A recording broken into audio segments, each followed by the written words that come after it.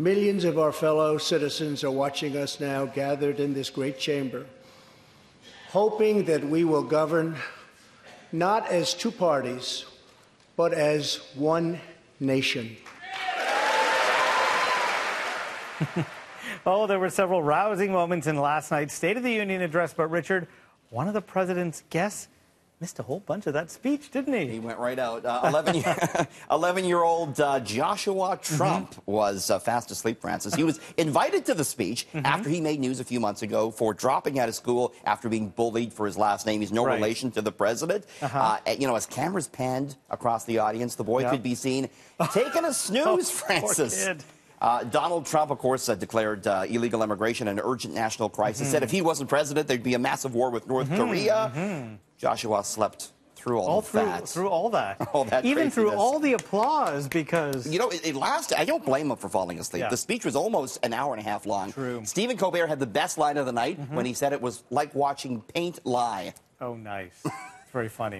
So if you had to pick one emoji to describe that kid, it would probably be this one. The snooze. The snooze? Yeah. Is that new? No, that's existing. That's existing. When you text me, that's what I reply with. Don't you remember that? Cheer up, Francis. There's 230 new emojis I can tease you with. Okay. They're being released, and first of all, there's a great. This is great to see. Yeah. Disabilities. Supposed to be more inclusive, these emojis, More right? inclusive. So we see some wheelchairs and hearing aids, and that's great to see. There will be interracial couples as well that you'll be able to use as emojis. Look, Francis, for more animals, including sloths, skunks, and flamingo. I like the sloth. They skunk.